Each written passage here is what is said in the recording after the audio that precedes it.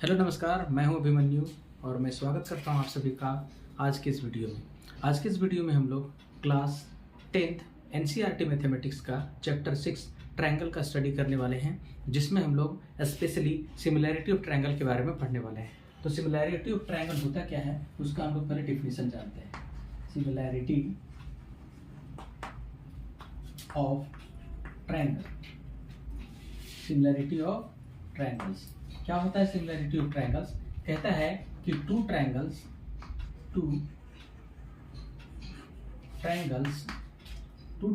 Are said to be similar। दो triangle को हम लोग सिमिलर कब कहेंगे? उसके लिए दो कंडीशन है। इफ पहला कंडीशन कहता है कि if their corresponding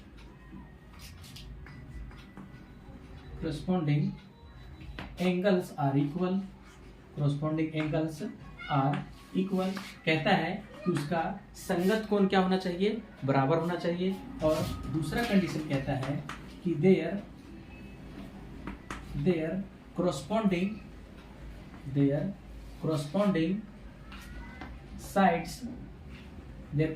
sides are in the same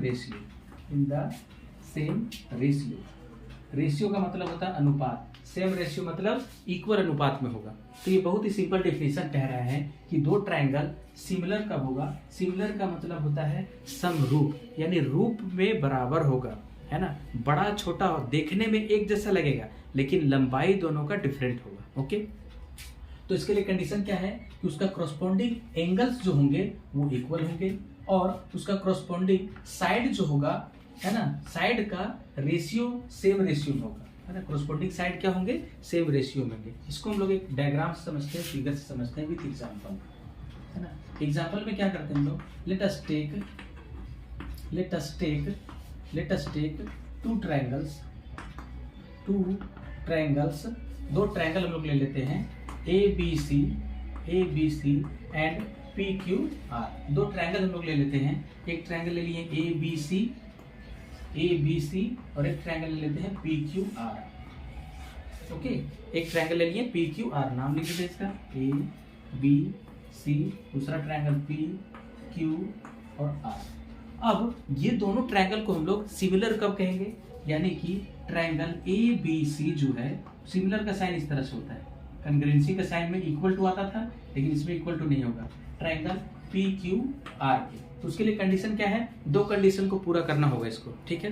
पहला कंडीशन क्या? इसका जो कॉरस्पॉन्डिंग एंगल है, कॉरस्पॉन्डिंग मतलब संगत होता है। संगत का मतलब होता है कि इसका अगर हम शीर्ष एंगल ले रहे हैं यानी वर्टेक्स एंगल ले रहे हैं, इसका भी वर्टेक्स एंगल दोनों इक्वल होना चाहिए, है ना। Triangle ABC and P Q are similar, ये दोनों सिमिलर होगा इफ एंगल ए क्या होना चाहिए? एंगल पी के इक्वल होना चाहिए।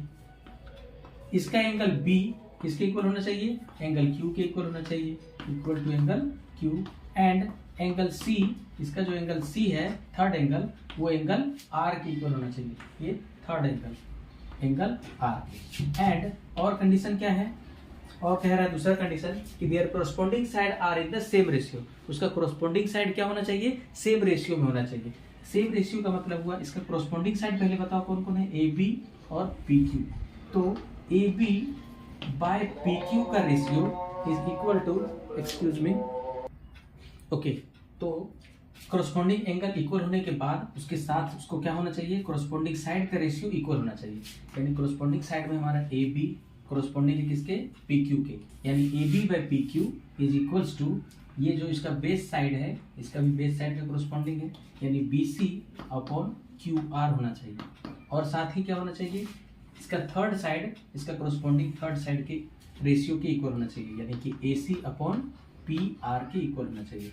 जब ये दोनों कंडीशन फुलफिल होगा तभी हम लोग कह सकते हैं कि ये दोनों ट्रायंगल सिमिलर होगा। तो ये सिमिलैरिटी ऑफ ट्रायंगल का कॉन्सेप्ट है, सिंपल एंड शॉर्ट। ओके, अब हम लोग जानते हैं criteria for the similarity of triangle.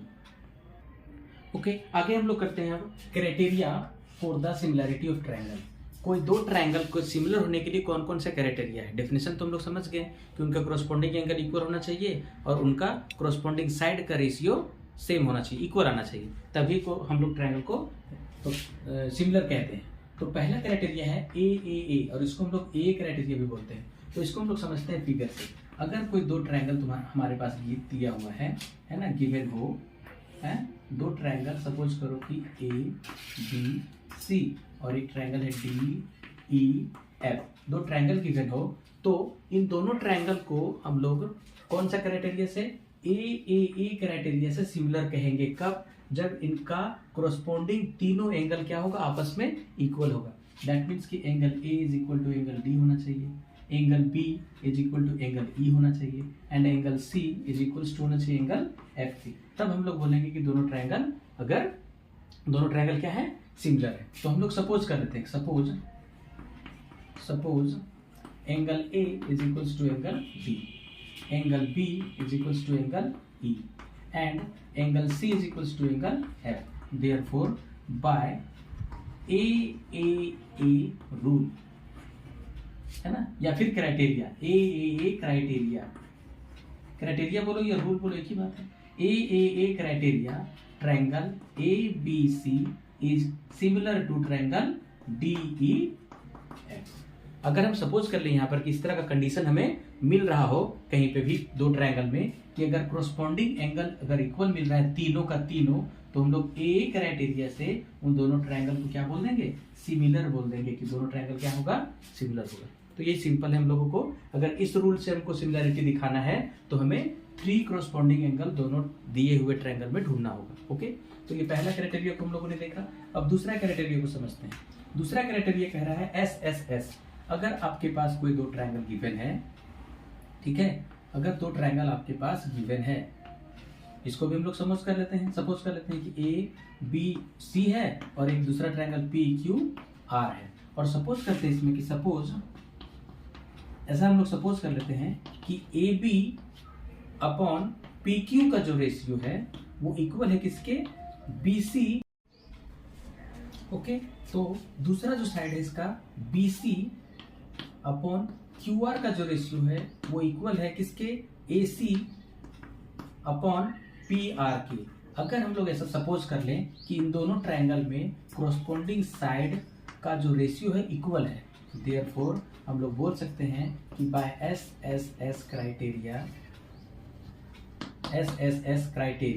क्या हो जाएगा, ट्रायंगल कौन सा, A B C is similar to triangle P Q R. तो इस केस में हम लोग ये रूल से, एस रूल से दोनों ट्रायंगल को क्या कह सकते हैं, सिमिलर बोल सकते हैं। ओके, अब जो थर्ड क्राइटेरिया है उसको हम लोग समझते हैं एग्जांपल से।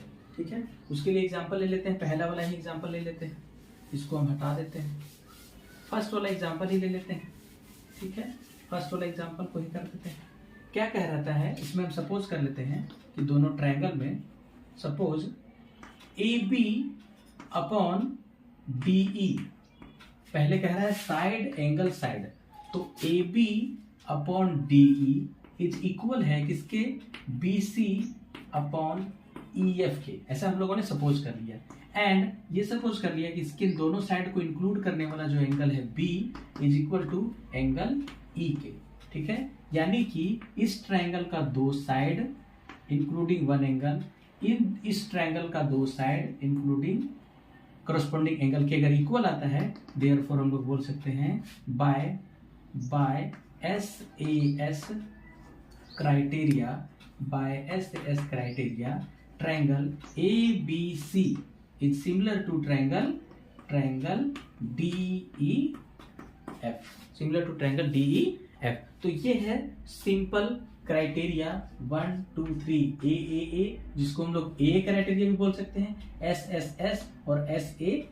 बस यही तीनों मेनली क्राइटेरिया का यूज करके हम लोग प्रूफ करने वाले हैं, कोई भी दो ट्रायंगल के सिमिलर दिखाएंगे, है ना, एक्सरसाइज के क्वेश्चन में सिमिलरिटी को दिखाने वाले हैं। ठीक है, तो ये थे criteria of similarity of triangle. Okay, अब हम लोग स्टार्ट करते हैं एक्सरसाइज 6.1। उसके बाद देखेंगे हम लोग important theorem, BPT theorem, basic proportionality theorem को। ओके, एक्सरसाइज 6.1 का जो फर्स्ट क्वेश्चन है वो कह रहा है fill in the blanks using the correct word given in brackets. Bracket में जो वर्ड दिया हुआ है उसका यूज करके फिल करना है जो ब्लैंक्स दिया हुआ है। तो फर्स्ट क्वेश्चन जो है वो कह रहा है ऑल सर्कल्स आर, जितने भी सर्कल होते हैं वो कन्ग्रेंस होते हैं या सिमिलर होते हैं। अब देखिए मीनिंग आपको पता होना चाहिए कन्ग्रेंस और सिमिलर का। कन्ग्रेंस का मतलब होता है सभी तरह से इक्वल, है ना, और सिमिलर का मतलब होता है केवल रूप एक जैसा होगा लेकिन लेंथ उसका अलग अलग होगा, ठीक है। कन्ग्रेंस का मतलब होता है सर्वांग सम, यानी सभी तरह से सभी गुणों से बराबर, और सिमिलर का मतलब होता है समरूप, यानी सिर्फ रूप में इक्वल होगा।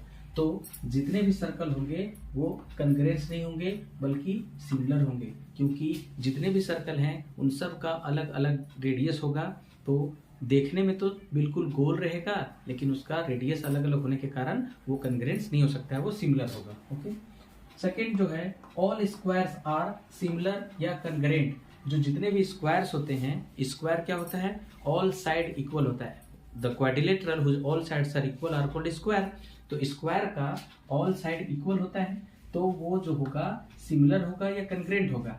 तो जितने भी स्क्वायर्स हैं तो अलग अलग स्क्वायर बनाएंगे हम लोग, तो साइड उसका डिफर करेगा ना, अलग अलग लेंथ का साइड होगा, ठीक है। तो ये भी क्या होगा, सिमिलर होगा, कन्ग्रेंट नहीं हो सकता है। ओके, नेक्स्ट जो है थर्ड नंबर कह रहा है ऑल ट्रायंगल्स आर सिमिलर। किस तरह का ट्रायंगल को हम लोग सिमिलर बोलेंगे, आइसोसेलेस ट्रायंगल या इक्विलैटरल ट्रायंगल। तो आइसोसेलेस ट्रायंगल क्या होता है, इसमें दो साइड इक्वल होता है, थर्ड साइड अनइक्वल होता है। लेकिन इक्विलैटरल ट्रायंगल में क्या होता है, ऑल साइड इक्वल होता है। तो ऑल साइड इक्वल वाला ही सिमिलर हो सकता है, आइसोसेलेस इक्वल नहीं होगा। तो इक्विलैटरल ट्रायंगल जितना भी बनाएंगे हम लोग वो सब सिमिलर होगा। ओके, सिमिलर होगा, ठीक है। नेक्स्ट जो है क्वेश्चन नंबर 4 कह रहा है टू पॉलीगॉन्स, दो polygons of the same number of side. Same number of side, दो पॉलीगॉन ले लिए हैं और दोनों पॉलीगॉन में नंबर ऑफ साइड क्या है, इक्वल है। यानी अगर दोनों पॉलीगॉन, अगर हम ट्रायंगल सपोज कर रहे हैं तो दोनों ट्रायंगल है, दोनों पॉलीगॉन को अगर हम क्वाड्रिलेटरल बोल दो या स्क्वायर बोल दो या रेक्टेंगल बोल दो, तो इस तरह का है, सेम नंबर ऑफ साइड लेना है। यानी कि दोनों, अगर ट्रायंगल है तो दोनों ट्रायंगल होगा, स्क्वायर है तो दोनों स्क्वायर होगा, रेक्टेंगल है तो दोनों रेक्टेंगल होगा, यानी सेम नंबर ऑफ साइड होना चाहिए। आर सिमिलर, दोनों सिमिलर होगा कब, their corresponding angles are equal होना चाहिए। दोनों जो पॉलीगॉन लेंगे उसका कोरस्पॉन्डिंग एंगल क्या होना चाहिए, इक्वल होना चाहिए। डेफिनेशन में ही पढ़े हैं हम लोग सिमिलैरिटी का कि कोरस्पॉन्डिंग एंगल हमेशा इक्वल होगा and their corresponding side are in the same ratio, जिसको हम लोग बोलते हैं proportional. Same ratio, are in the same ratio, are in the same ratio, और जो भी रेशियो सेम होता है उसको हम लोग बोलते हैं प्रोपोर्शनल है। तो दोनों क्या है, प्रोपोर्शनल है। तो ये सिंपली फिल करना था ऑप्शन के साथ। तो अंडरस्टैंडिंग पे बेसिस पे इसको फिल इस तरह से किया जा सकता है। नेक्स्ट क्वेश्चन की ओर बढ़ते हैं। ओके, नेक्स्ट है क्वेश्चन नंबर 2। क्वेश्चन नंबर 2 में कह रहा है कि give two different example of similar figure. Similar figure का एग्जांपल देना है। तो सिमिलर फिगर क्या क्या होता है, स्क्वायर सिमिलर होता है, जितना भी स्क्वायर बनाएंगे वो सिमिलर होगा। सर्कल सिमिलर होता है, जितना भी सर्कल बना लो दोनों क्या होगा, सिमिलर होगा। देख लो, ये एक स्क्वायर है और एक बड़ा सा स्क्वायर ये बना लेंगे तो क्या होगा, स्क्वायर का ऑल एंगल 90 डिग्री का होता है ना, तो एंगल कोरस्पॉन्डिंग एंगल इक्वल हो जाएगा दोनों का, और साइड का रेशियो इक्वल होगा। अगर ये 2 है ये 4 होगा, ये भी 2 है तो ये 4 होगा, ये 2 है तो ये 4 होगा, ये 2 है तो ये 4 होगा। ऐसा सपोज कर लिए हैं। तो जितना भी स्क्वायर होता है वो सिमिलर होता है। तो एग्जांपल हमें देना था तो स्क्वायर एग्जांपल दे सकते हैं और एक सर्कल एग्जांपल दे सकते हैं। सर्कल में भी देख सकते हैं इस तरह से, एक ये सर्कल हो गया, एक बड़ा सा सर्कल हो गया। इसका रेडियस अगर 2 सेंटीमीटर का ले रहे हैं, इसका रेडियस अगर 4 सेंटीमीटर का ले रहे हैं, तो दोनों का कोरस्पॉन्डिंग रेडियस अगर रेशियो सेम है तो दोनों फिगर क्या हो जाएगा, सिमिलर हो जाएगा। अब कह रहा है नॉन सिमिलर फिगर, यानी कि नॉन सिमिलर का मतलब हुआ कि वो सिमिलर नहीं होगा। तो क्या करते हैं इसमें हम लोग, एक ले लेते हैं हम लोग नॉन सिमिलर में आइसोसेलेस, आइसोसेलेस ट्रायंगल ले लिए। ओके, तो नॉन सिमिलर फिगर में हम लोग एक आइसोसेलेस ट्रायंगल ले लिए और एक ले लेते हैं स्केलिन ट्रायंगल। स्केलिन ट्रायंगल जो है वो क्या होता है, जिसका सभी साइड अनइक्वल होता है, तो वो भी कभी सिमिलर नहीं हो सकता है। ठीक है, अब हम लोग नेक्स्ट क्वेश्चन की ओर बढ़ते हैं। क्वेश्चन नंबर 3 करा state whether the following quadrilaterals, जो दो क्वाड्रिलेटरल है वो सिमिलर है या नहीं है। ठीक है, तो सबसे पहले हम लोग देखते हैं एंगल। तो ये एंगल इसके इक्वल है क्या, ये 90 डिग्री है। ये एंगल इसके इक्वल है क्या, नहीं, ये 90 से कम है और ये 90 डिग्री है। तो कोरोस्पोंडिंग एंगल देख रहे हैं हम लोग इक्वल नहीं है, लेकिन साइड देखो तो साइड का रेशियो लिखेंगे किससे, इनसे। Corresponding angles are not equal, ठीक है। कोरोस्पोंडिंग एंगल क्या है, इक्वल नहीं है। पहला कंडीशन क्या था कि कोरोस्पोंडिंग एंगल क्या होना चाहिए, इक्वल होना चाहिए। तो पहला ही क्राइटेरिया को फेल कर दिया, तो क्या कभी सिमिलर होगा ये दोनों फिगर, कभी नहीं होगा। दूसरा क्राइटेरिया क्या था कि रेशियो सेम आना चाहिए। देखो रेशियो तो सेम आ जाएगा, ये 1.5 है, ये 3 है, ये भी 1.5 3 3 3, तो उससे हमको क्या मतलब है। दूसरा क्राइटेरिया अगर पूरा हो भी जाता है तो उससे हमको बेनिफिट क्या है, नहीं बेनिफिट मिलने वाला है। दोनों क्राइटेरिया फुलफिल होना चाहिए, कोरोस्पोंडिंग एंगल इक्वल होना चाहिए, साथ ही साथ कोरोस्पोंडिंग साइड का रेशियो इक्वल आना चाहिए। तो कोरोस्पोंडिंग एंगल ही इक्वल नहीं मिल रहा है, कोरोस्पोंडिंग साइड का रेशियो अगर इक्वल आ भी जाता है तो क्या फर्क पड़ता है। तो हम लोग क्या बोल देंगे, देयरफॉर गिवन